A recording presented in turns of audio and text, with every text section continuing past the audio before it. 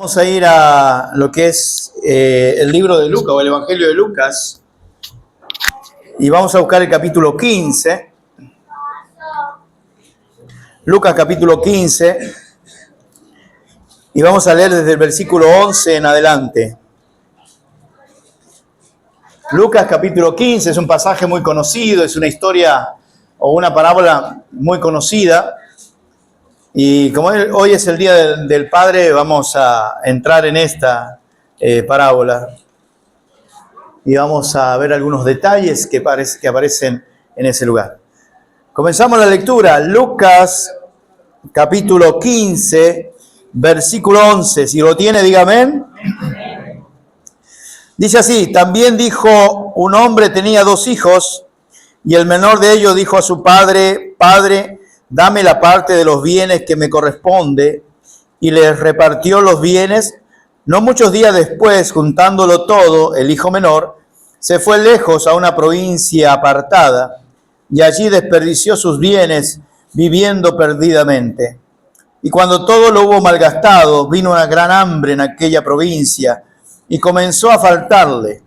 Y fue y se arrimó a uno de los ciudadanos de aquella tierra, el cual le envió a su hacienda para que apacentase cerdos, y deseaba llenar su vientre de las algarrobas que comían los cerdos, pero nadie le daba. Y volviendo en sí, dijo: ¿cuántos jornaleros en casa de mi padre tienen abundancia de pan, y yo aquí perezco de hambre? Me levantaré e iré a mi padre y le diré: Padre, he pecado contra el cielo y contra ti. Ya no soy digno de ser llamado tu hijo. Hazme como uno de tus jornaleros. Y levantándose vino a su padre. Y cuando aún estaba lejos, lo vio su padre, y fue movido a misericordia, y corrió y se echó sobre su cuello, y le besó. Y el hijo le dijo al padre: he pecado contra el cielo y contra ti, y ya no soy digno de ser llamado tu hijo. Pero el padre dijo a su siervo: sacad el mejor vestido y vestirle, y poned un anillo en su mano y calzado en sus pies, y traed el becerro gordo y matadlo, y comamos y hagamos fiesta, porque mi hijo muerto era y ha revivido, se había perdido y es hallado. Y comenzaron a regocijarse. Y su hijo mayor estaba en el campo, y cuando vino y llegó cerca de la casa, oyó la música y la danza, y llamando a uno de los criados le preguntó qué era aquello. Él le dijo: tu hermano ha venido, y tu padre ha hecho matar el becerro gordo, por haberle recibido bueno y sano. Entonces se enojó y no quería entrar. Salió por tanto su padre y le rogaba que entrase. Mas él respondiendo dijo al padre: he aquí tantos años te sirvo, no habiéndote desobedecido jamás, y nunca me has dado ni un cabrito para gozarme con mis amigos. Pero cuando vino tu hijo, que consumió tus bienes en rameras, has hecho matar para él el becerro gordo. Él entonces le dijo: hijo, tú siempre estás conmigo, y todas mis cosas son tuyas. Mas era necesario hacer fiesta y regocijarnos, porque tu hermano era muerto y ha revivido, se había perdido y es hallado. Padre, te damos tantas gracias, Señor, en esta mañana. Gracias por la oportunidad que nos das de estar aquí. Gracias, Señor, por tu palabra. Pedimos, Señor, que tu Santo Espíritu nos hable y nos enseñe a través de Lucas capítulo 15, Señor, en esta parábola del Hijo Pródigo. Danos, Señor, de tu gracia, danos de tu bendición en este día, y que tú puedas hablar a nuestra vida, a nuestro corazón, conforme a nuestra necesidad. Te damos gracias, Señor, y oramos agradecidos en el nombre de Cristo Jesús. Amén. Amén. Nosotros recordamos esta parábola y la hemos escuchado muchas veces, ¿verdad? La parábola del Hijo Pródigo. Y es interesante que esta parábola está después de 2 parábolas interesantes. Dice ahí, por ejemplo, en el versículo 15, la parábola de la oveja perdida. Encontramos la parábola de la moneda perdida. Y en este caso encontramos acerca de lo que es el Hijo Pródigo, que vivió de una forma perdida, ¿no? Entonces, en este pasaje que nosotros estamos aquí viendo y entendiendo, ¿verdad?, nos hace pensar acerca de la actitud de los hijos. Tenemos el hijo menor y el hijo mayor. Y el hijo menor, no sé qué estaba pasando por su mente, qué estaba pasando por su corazón, no sé cuál era la reacción que había en él en este momento, pero sí vemos que él viene a donde el padre y comienza a decirle, ¿verdad?, que le pueda dar todo lo que le pertenece, que reparta la herencia. Y si algo nosotros sabemos, para que una herencia se reparta, ¿qué tiene que pasar? Tiene que haber muerte. Porque de otra manera, sencillamente es como un deseo del hijo de que él se muera.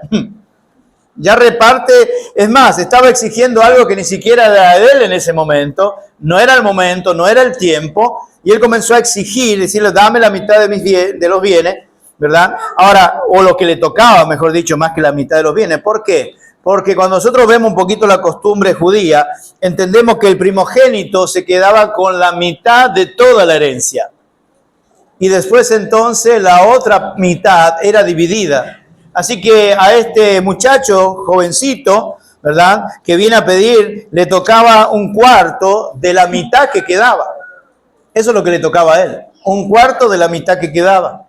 Y entonces él comienza a decir, bueno, dame lo que me corresponde, ¿verdad? Y algunos detalles que aparecen ahí acerca de este joven. Dice en el versículo 12, y el menor de ellos dijo a su padre, dame la parte de los bienes que me corresponde, y le repartió los bienes. En el versículo 13 dice, no muchos días después, juntándolo todo, el hijo menor se fue a una provincia. ¿A dónde dice? ¿Provincia qué? Apartada. Y después hay otra palabra, y allí desperdició sus bienes, viviendo ¿de qué manera? Perdidamente. Entonces, ¿para qué quería este joven la parte que le tocaba? Sencillamente él te estaba pidiendo ¿para qué? Porque no estaba a gusto en el lugar que estaba. No sé si tenía conflicto con el padre, no sé si tenía conflicto con la situación en el hogar, no sé si tenía conflicto en sí mismo, con su corazón, pero él dice, yo quiero irme de acá y necesito lo que me corresponde. Y ¿sabe algo interesante de esto? Que cuando el hijo pródigo salió, él en ningún momento en su mente tenía la idea de volver. En ningún momento en su mente tenía la idea de volver. Él se fue a malgastar, quizás en su corazón no era el hecho de malgastar, sino de gozar de la vida, porque ese es un término que quizá aquí se usa mucho, ¿verdad? No, gozar, pero ese gozar ¿en qué? ¿Verdad? Usamos una palabra bíblica para usarla en un regocijo o en alguna situación de alegría aquí en el mundo, pero realmente el gozo viene de Dios. Pero este muchacho se fue con la idea de ir a gozar de la vida, a gozar de lo que quizá él trabajó, no trabajó, quizás solamente el padre trabajó para eso, ¿verdad? Pero en ningún momento en su mente estaba el hecho de regresar. Por eso que él pidió lo que le correspondía y se fue. Pero lo interesante de esto es que no puso a producir lo que se llevó. Se puso a gastar lo que se llevó. Si hubiese ido y producido, ¿verdad?, con lo que llevaba, quizás poner un colmadito, poner un kiosco, poner algo que produzca, pero él se fue a malgastar el dinero. Y la expresión es clara, miren, en el versículo 13 dice, número 1, una provincia apartada. Número 2, allí desperdició sus bienes. Y número 3, viviendo perdidamente. Viviendo perdidamente. Y cuando nosotros vemos esto, nos hace entender, ¿verdad?, que la intención que tenía este joven era de poder apartarse de su padre, que quizás tenía sus reglas, tenía sus convicciones, apartarse de su padre para ir a vivir como él quería. Y por eso que entendemos y vamos a mirar el concepto de que la manera que él pensaba que debía vivir, que él pensaba y estaba quizás convencido de que debía vivir, era lejos del padre, lejos de su familia. Yo no sé si en esa época había internet, si él comenzó a ver lo que había en el mundo a través del internet, ¿verdad? Quizá el internet en aquella época era en señales de humo. Pero hay algo que contagió el corazón de este joven.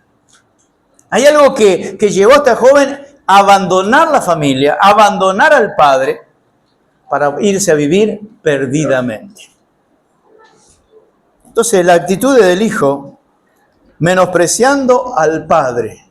Lo único que le interesaba al hijo era lo que el padre le podía dar, pero no le interesaba estar con el padre. le gustaba el fruto, pero no le gustaba la mata o el árbol. Y entonces vemos que es una vida desenfocada, la vida de este joven, una vida anhelando las cosas pasajeras, las cosas de este mundo, que lo único que fue a pedir al Padre era lo que él supuestamente, o a él le correspondía, fue a exigir, y se perdió la oportunidad de estar con el Padre por irse a vivir perdidamente, a malgastar lo que tenía, a tal punto que cuando vino esa hambre, ¿por qué? Porque cuando alguien se aparta del Padre, ¿verdad? Las crisis vienen. Y no es lo mismo vivir una crisis estando con Dios que viviendo una crisis sin Dios. No es lo mismo.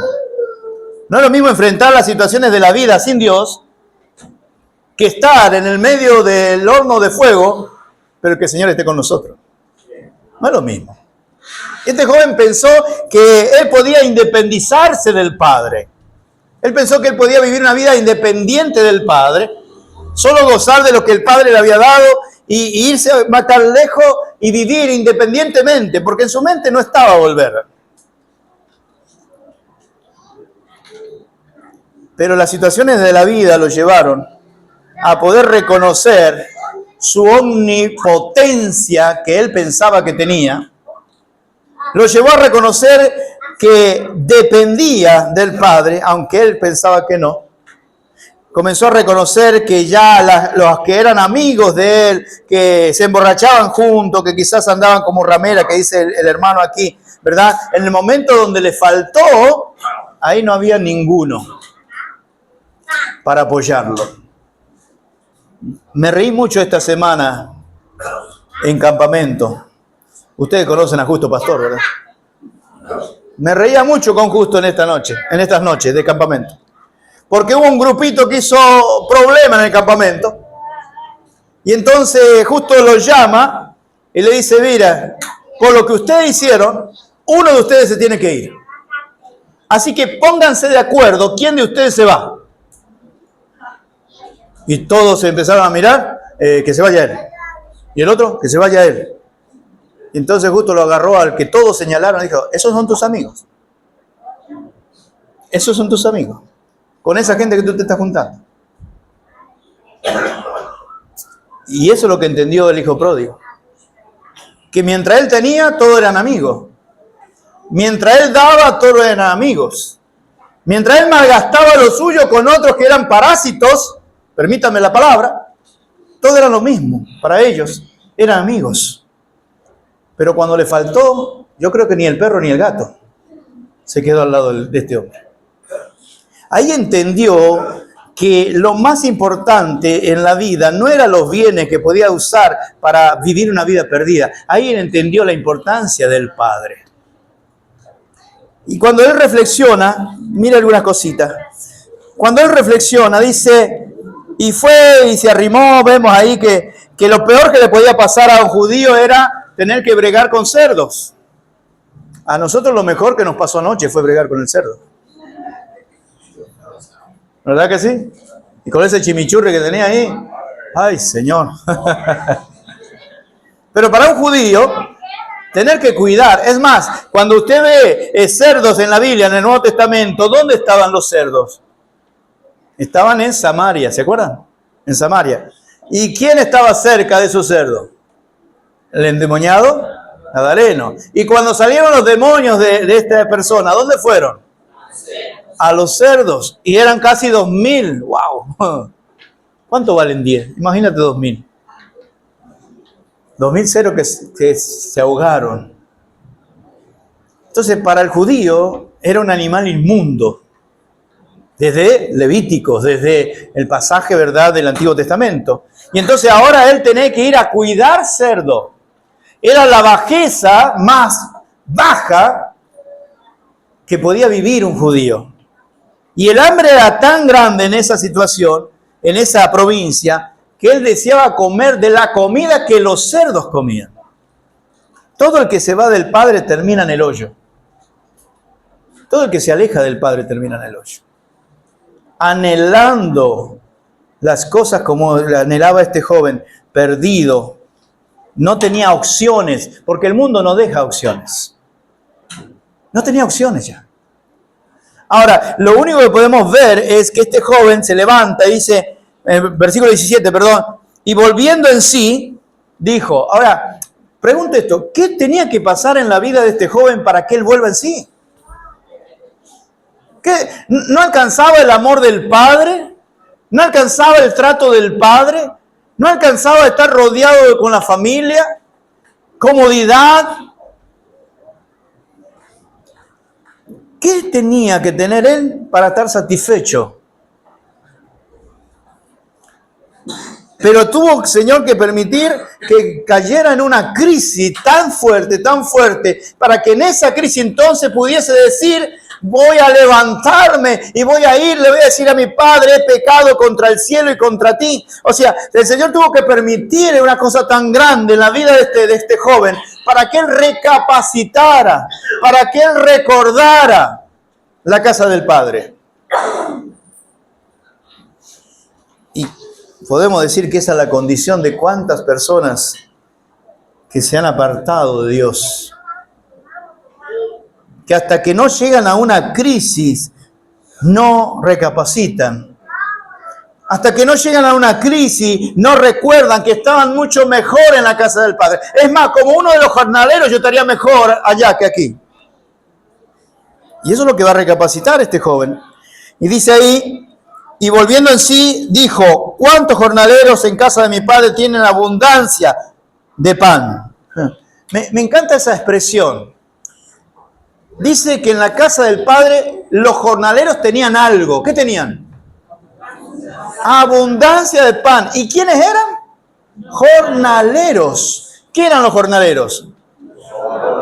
Los trabajadores. No eran los que vivían en la propiedad, no eran los que vivían en la finca, ¿verdad? Eran personas que vivían en su casa y venían a pasar el día trabajando y volvían para su casa.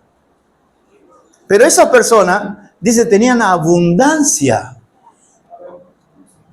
Ya usted está viendo un poquito lo que es, qué clase de padre se está refiriendo, ¿verdad? Ese padre a su jornalero le daba abundancia, a su jornalero. Y me hace pensar lo siguiente, ¿qué no le habrá dado a sus hijos? Si a los jornaleros le daba abundancia, imagínense qué no le habrá dado a sus hijos.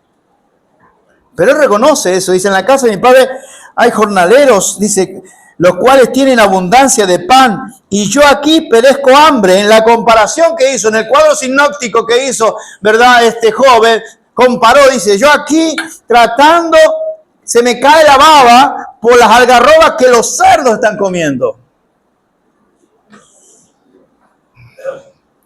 Vamos a editar eso.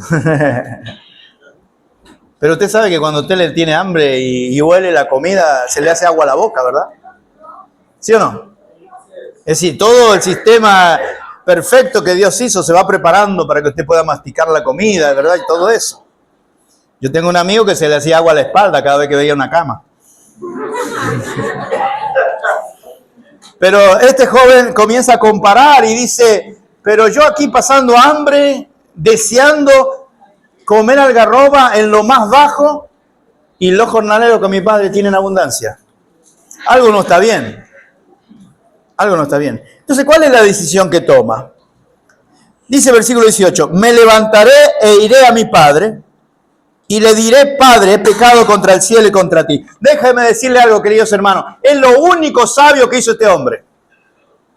Es lo único sabio que hizo este joven.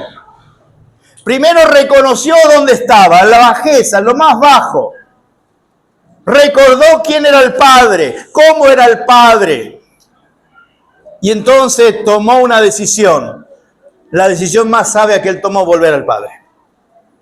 Esa fue la decisión más sabia que tomó este joven. No hay decisión más sabia que estando lejos del Padre, volver al Padre.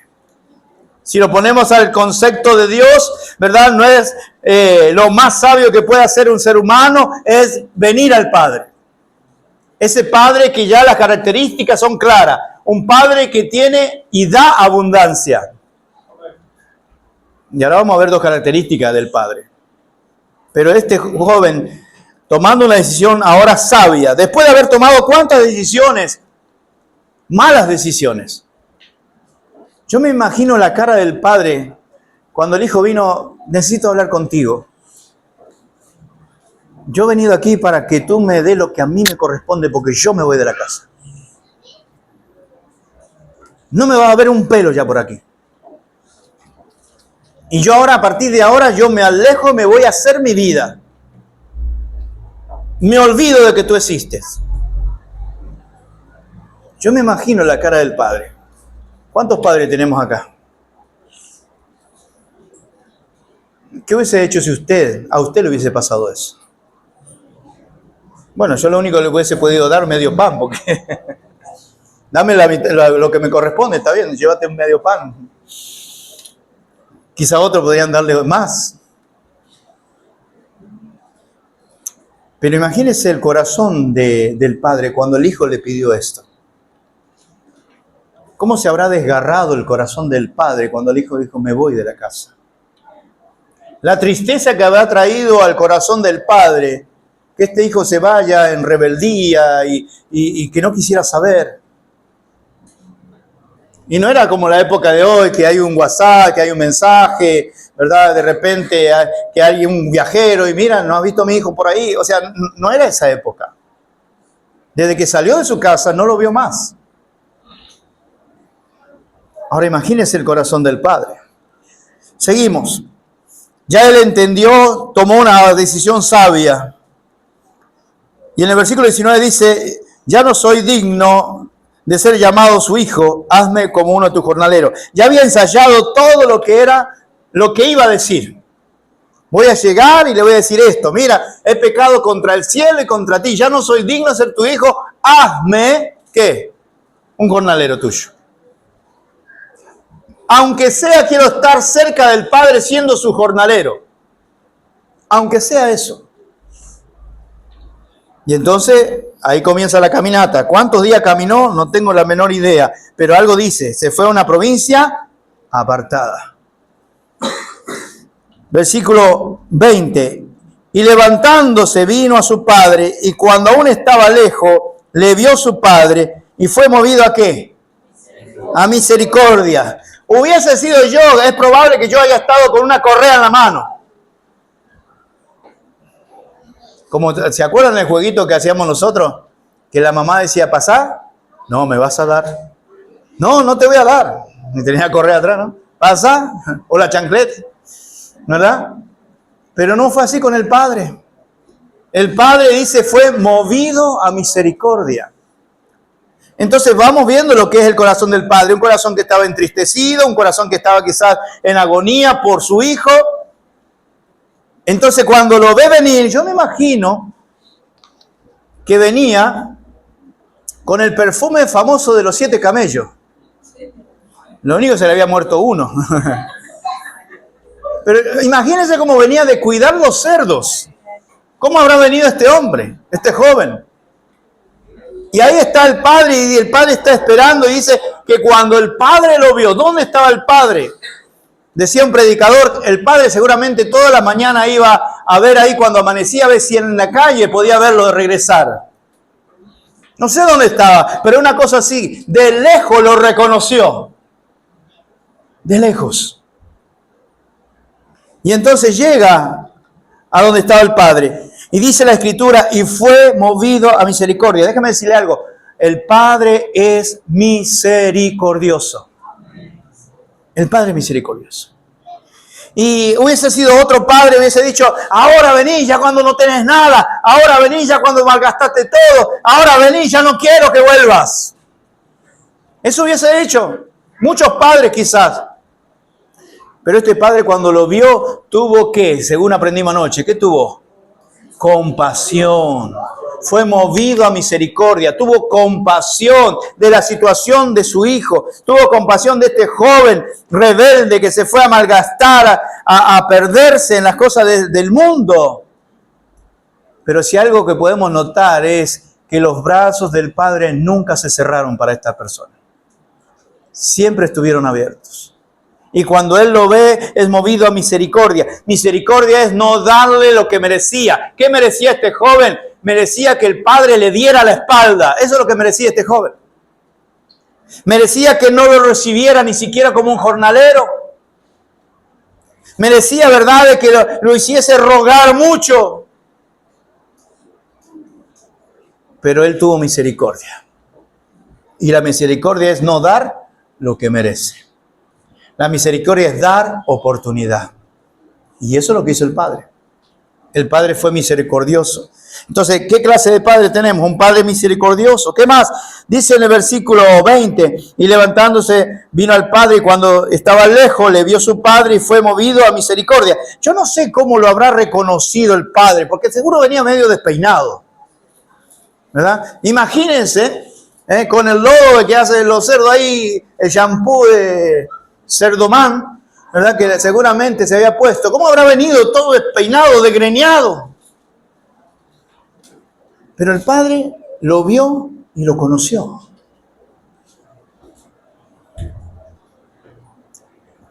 Dios siempre nos ve y nos reconoce. El pecado nos aparta, el pecado nos hunde. Pero aún dentro del pecado el Señor nos reconoce. Y es movido a misericordia. ¿Qué más?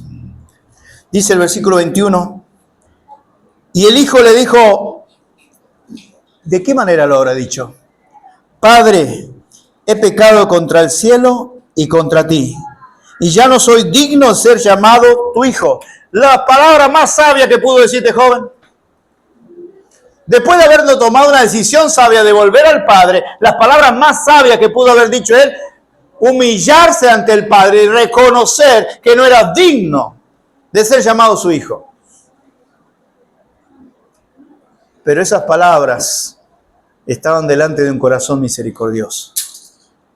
No soy digno de ser tu hijo. Pero qué interesante que el Padre no le dejó terminar la frase. ¿Por qué? Porque ahí falta una frase de lo que ya había pensado el joven. ¿Se acuerdan lo que había pensado el joven? Voy a ir a mi padre y voy a decir, Padre, he pecado contra el cielo y contra ti, no soy digno de ser llamado tu hijo, hazme como un jornalero. Pero el Señor le dejó terminar la frase. El Padre no le dejó terminar la frase. Dice, y el Hijo dijo, Padre, he pecado contra el cielo y contra ti, y ya no soy digno de ser llamado hijo. Y ahí salta al versículo 22, pero el Padre dijo a su siervo, sacad el mejor vestido, vestirle, poned, claro, hay que bañarlo primero, ¿verdad? Poner un anillo en su mano y calzado en sus pies. Y trae el becerro gordo y matarlo y comamos y hagamos fiesta. No creo que en la mente de este joven hubiese estado lo que aquí aconteció. Quizás él estaba esperando menosprecio, quizás él estaba esperando que le juzgara el Padre por lo que había hecho, ¿verdad? Que lo castigara. Estaba esperando quizás, ¿verdad?, de que ni siquiera quisiera hacerlo un jornalero. Pero la palabra de Dios nos muestra un Dios, número uno, misericordioso, y número dos, lleno de gracia.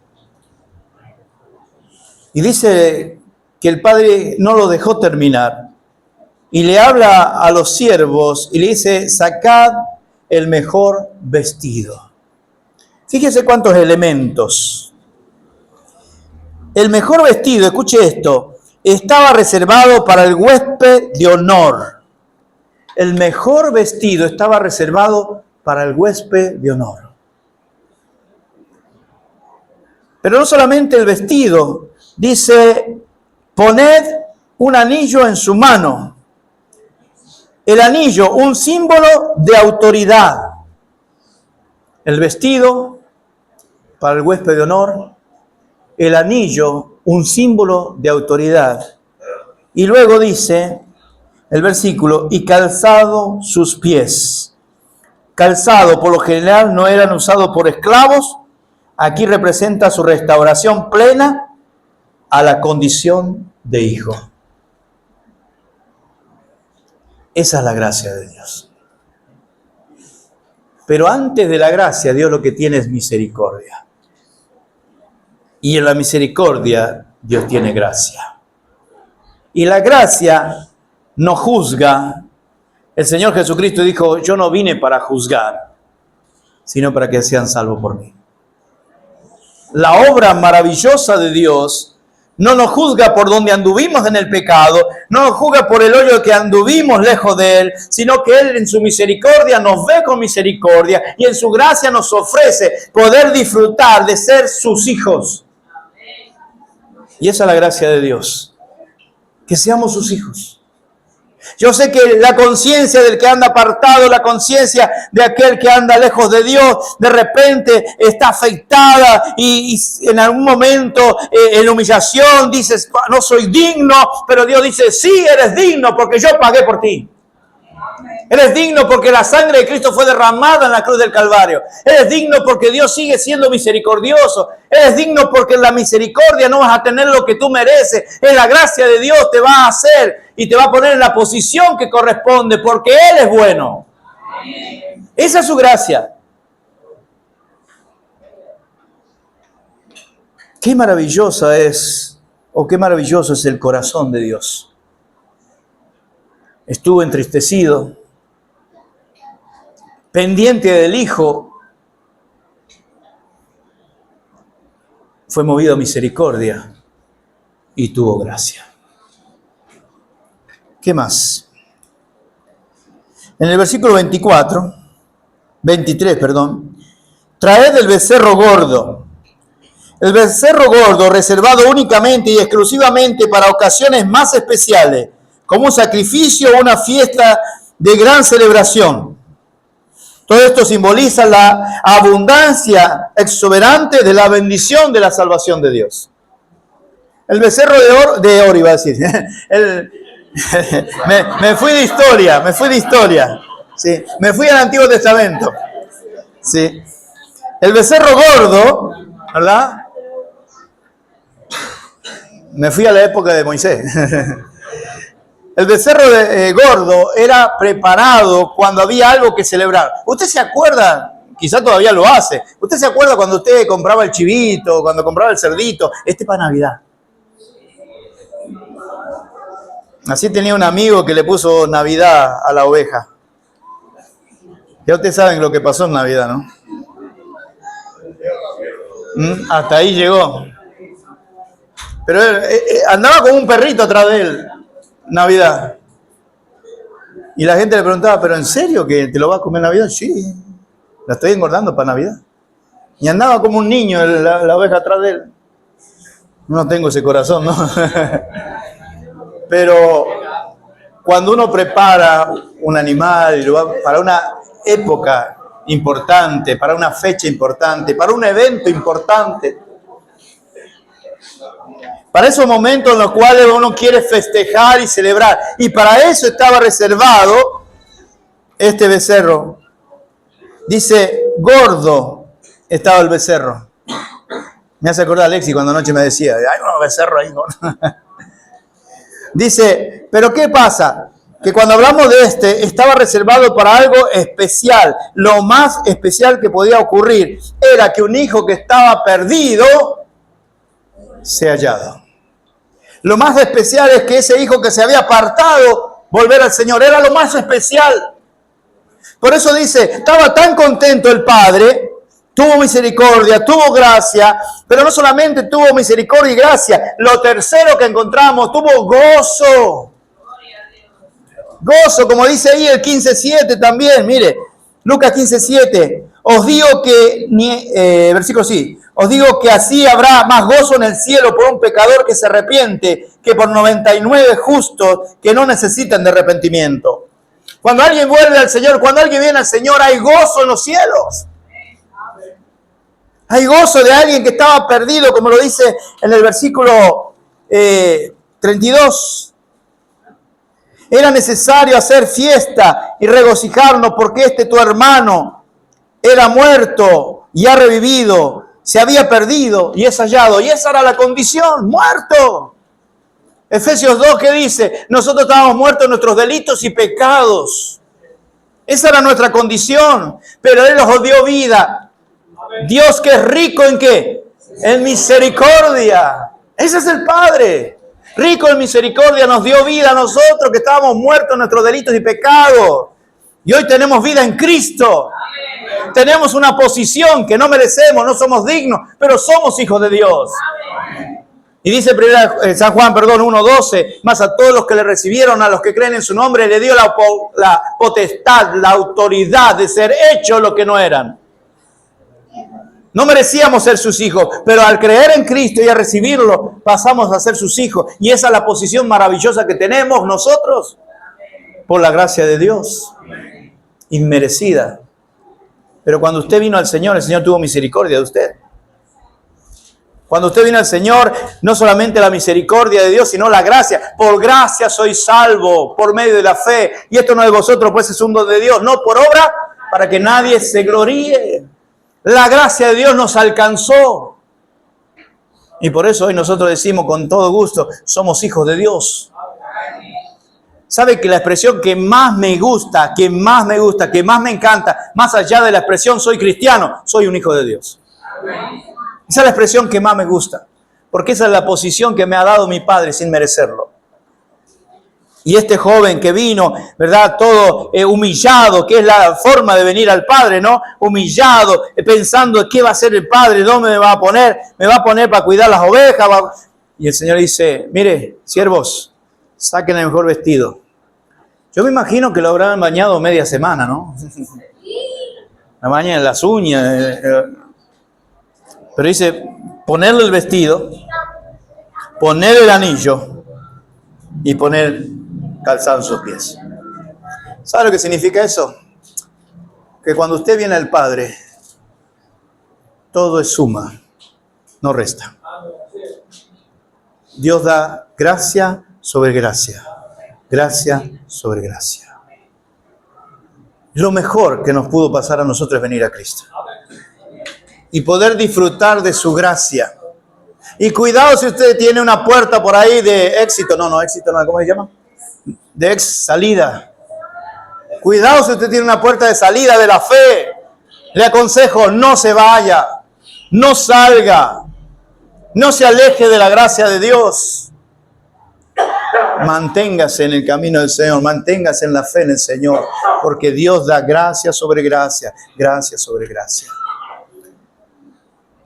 La actitud del hermano, en el versículo 24 en adelante, 25, dice: y su hijo mayor estaba en el campo, y cuando vino y llegó cerca de la casa, oyó la música y las danzas, y llamando a uno de los criados le preguntó, ¿qué era aquello? Él le dijo, tu hermano ha venido. Ta, ta, ta, ta. Me imagino la cara, ¿no? Tu hermano ha venido. Y tu padre ha hecho matar ¿el qué?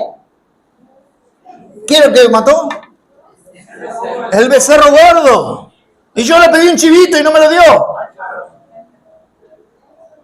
Yo no sé en qué momento le pidió el chivo. Pero la diferencia entre el chivo y el becerro gordo era que el becerro gordo era para un evento especial. El chivo podía ser cualquier día. ¿Verdad, Darío? Cualquier día puede ser chivo. Pero el becerro gordo era para algo especial. ¿Cómo se sintió el hermano? Dice ahí, por haberlo recibido bueno y sano. Fíjese qué expresión esto, bueno y sano. Vino arruinado, pero lo recibió bueno y sano. Porque lo más importante de nuestra vida es nuestra alma. Nuestra alma que es salvada por la sangre de Cristo. Y esto que se va deteriorando, que todos los días nos duele algo nuevo, qué bueno que un día va a ser redimido. Así que los achaques, como se dice aquí, en algún momento no van a estar, mis hermanos, cuando estemos en su presencia. Amén. Imagínense si allá en el cielo todos vamos a tener 30 años. Ya, algunos van a salir. José Maciel dijo que vamos a tener todos 30 años. No, por si acaso, cuidado. Pero qué bueno es entender que es bueno y sano. En versículo 28, entonces se enojó y no quería entrar. Salió por tanto su padre y le rogaba que entrase.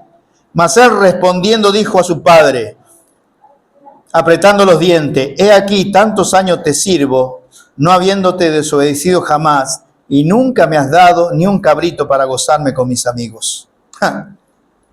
Usted sabe que esto es una parábola, ¿verdad? ¿Sabe a quién representa el hermano mayor? A los fariseos y a los escribas. Lo representa a ellos. ¿Y sabe qué les dolía a ellos? ¿Qué les daba rabia a los fariseos y a los escribas? Cuando el Señor Jesucristo se juntaba con los pecadores a comer. Con los publicanos y los pecadores. Le daba rabia a los fariseos. Y en su conciencia el fariseo, en su conciencia el escriba, yo nunca te he desobedecido. Dicen los jóvenes, en tu mente, Pavo Ranger. Yo nunca te he desobedecido. Estos hombres, fariseos y escribas, eran hombres que moralmente se presentaban de una manera, que estaban todos los rituales, pero eran rituales vacíos. Y cuando un publicano se convertía al Señor, cuando un pecador se convertía al Señor, como le llamaban ellos, a ellos les dolía. Siempre han estado con nosotros. Claro, ellos siempre habían estado, de la historia de Israel siempre habían estado. Pero haciendo ¿qué? Ritos vacíos. Y que cuando una persona se convertía, en vez de gozarse que alguien se convirtió al Señor, ellos comenzaban a pelear. Y de ahí viene la parábola. Ahora, ¿cómo podemos traer esto a nuestra vida? En primer lugar, si nosotros hablamos del hijo pródigo, tenemos que hablar que esa era la condición nuestra, separado del Padre, malgastando nuestra vida, desperdiciando nuestra vida. Y una vida lejos de Dios es una vida desperdiciada. Vuelvo a repetir, una vida lejos de Dios es una vida desperdiciada. No importa que al principio te vaya bien, no importa que al principio todo parezca color de rosa, llegará el momento donde la falta de la gracia de Dios se va a mostrar. Y terminamos entonces en esa condición. Pero la decisión más sabia que puede tomar el ser humano es decir, voy a ir al Padre. Voy a ir al Padre. Ten por claro de que Dios mira con misericordia. Ten por claro de que Dios actúa en su gracia. Y ten por claro de que la posición de hijo la tenemos por Cristo Jesús en la cruz del Calvario. En esta mañana me gustaría que podamos alabar el nombre del Señor y poder darle gloria porque somos sus hijos. Pero usted tendrá que decidir reconocer dónde está usted como hijo de Dios. ¿Está cerca o está lejos? Si está cerca, disfrute de la gracia de Dios. Viva para el Señor, dele gloria al Señor. Manténgase al servicio del Señor. Si está lejos, es hora de levantarse y venir al Señor. Usted en este día tiene que reconocer que estar en la iglesia no es estar lejos, cerca de Dios. Vuelvo a repetir, estar en la iglesia no es estar cerca de Dios. Cuando se habla de cerca de Dios, está hablando de comunión con Dios. ¿Cómo está su comunión? ¿Cómo está la comunión? ¿Cómo está su tiempo de oración? ¿Cómo está su tiempo de devocional? ¿Está sirviendo al Señor? ¿Está haciendo algo para el Señor? Es que yo no sé qué hacer. Bueno, venga, agarre una escoba. Es que yo no sé qué hacer. Predique el Evangelio. Es que no sé qué hacer. Disipule. Es que no sé qué hacer. Visite un hermano. Involúcrese. No sea como los fariseos, que solo estaban ahí nada más. Involúcrese en la obra de Dios. Y disfrute de la bendición de Dios, porque Dios nos bendice todos los días. Hoy nos levantamos por la gracia de Dios. Estamos aquí por su gracia. Y si el Señor así lo permite, iremos a nuestras casas por su gracia. El Señor nos bendice todos los días. Pero lo que más extraordinario entiendo es que el Señor está con nosotros todos los días hasta el fin del mundo. Sean buenos días o sean malos días. el Señor está con nosotros. Y prefiero pasar el desierto en la presencia del Señor que estar en lugares de abundancia sin Dios. Como lo dice la Escritura, mejor es la casa donde hay pan que casa donde hay banquete. Entonces, en esta mañana, mis hermanos, vamos a darle gracias al Señor por una salvación tan grande que nos ha dado. Por la posición más alta que Dios nos ha dado, de ser sus hijos. Vamos a dar gracias por sus bendiciones diarias. Todos los días nos bendice, todos los días nos bendice. Nosotros somos quejones por naturaleza. Somos quejones por naturaleza. Tenemos que aprender a ser agradecidos. ¿Qué dice el Señor? Da gracia en todo. ¿Por qué? Porque esta es la voluntad de Dios. ¿Le duele algo? Dele gracias a Dios. No es fácil, no es sencillo, pero dele gracias a Dios. ¿Tiene que pasar algún problema en el desierto? Dele gracias a Dios que está ahí. Si no, estudie la historia del Éxodo. ¿Cuándo le faltó Dios a su pueblo? 40 años estuvieron en el desierto. Y todos los días el Señor estuvo ahí. Pero no solo eso, cuando llegaron a Canaán, todos los días el Señor estuvo con ellos. Y así también estará con nosotros. Cerramos nuestros ojos para orar. Vamos a orar. ¿Cuántos en esta mañana dan gloria a Dios por ser sus hijos?